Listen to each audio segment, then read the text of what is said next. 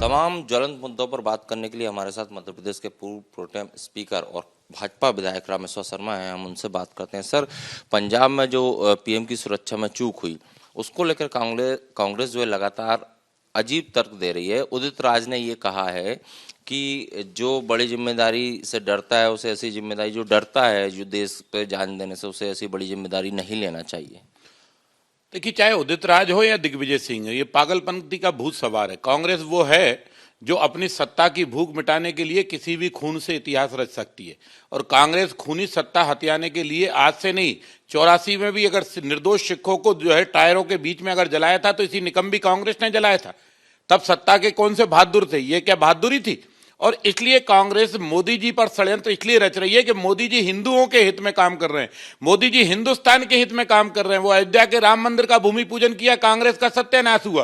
काशी विश्वनाथ का भव्य काशी दिव्य काशी का निर्माण हुआ तो कांग्रेस का सत्यानाश हुआ।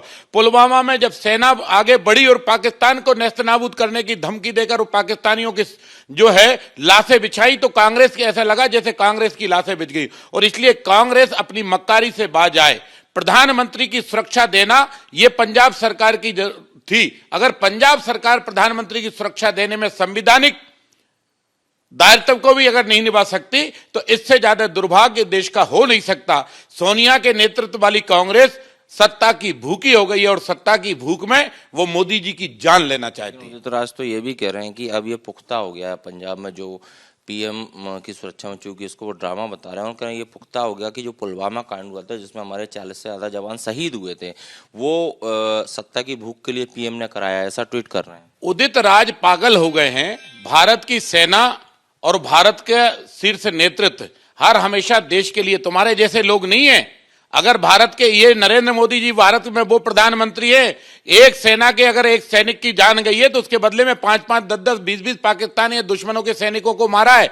तुम्हारे जैसे नहीं है कि सेना ने जो है बहादुरी से जब पाकिस्तान में जीत का परचम फहराया और पाकिस्तान की सेना के घुटने टेके और तब उनको अपने शरणागत किया तो हमारे तथाकथित नेताओं ने तुरंत उनको छोड़ दिया और रिहा कर दिया और पाकिस्तान को जमीन भी वापस दे दी। भारत अपने एक एक सेना के लहू की रक्षा करना जानता है और मोदी वो दमदार नेता हैं जो पाकिस्तान के अंदर घुसकर मारते हैं और पुलवामा का बदला भी लेते हैं। और सेना पर शक करना ये सोनिया गांधी जी की आदत बन गई है। सेना पर शक करना ये राहुल गांधी की आदत बन गई है। सेना पर शक करना दिग्विजय सिंह की आदत बन गई है। और सेना पर शक करना ये उन नेताओं की आदत बन गई है जो चाइना से पैसा खाते हैं, जो पाकिस्तान से पैसा खाते हैं और हिंदुस्तान की सेना का मनोबल टूटते हैं। भारत की सेना से अंदर से बाहर तक कोई भी हाथ नहीं लगा सकता और कोई भी सेना को मोरल नहीं तोड़ सकता। और दिग्विजय सिंह तो कह रहे हैं बहाना चाहिए था क्योंकि भीड़ नहीं आई, इसलिए बोल दिया कि जान को खतरा।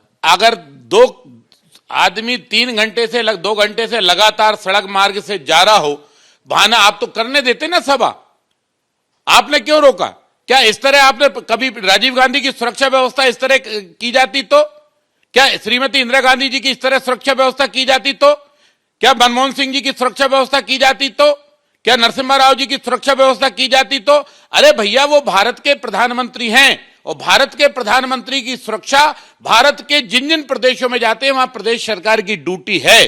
सभा में भीड़ आई नहीं आई ये विषय तुम्हारा नहीं है, लेकिन नरेंद्र मोदी जी को सुरक्षा देना ये पंजाब सरकार का विषय था। इसलिए सरकार की नादानियों को मत छुपाओ, बल्कि ये कहो कि चूक हुई, भविष्य में ऐसी चूक ना हो। ऐसे निर्देश दोगे तो भारत का अंबेडकर बाबा का संविधान भी बचेगा और भारत की मर्यादा भी बचेगी। वोट की लड़ाई सड़कों पर लड़ो, हमारे खिलाफ प्रदर्शन करो, हमारी कमजोरियां बताओ, हम तुम्हारी बताएंगे, लेकिन वोट सत्ता के लिए किसी भी प्राइम मिनिस्टर की जान मत लो। ये कांग्रेसियों से मेरी हाथ जोड़कर प्रार्थना।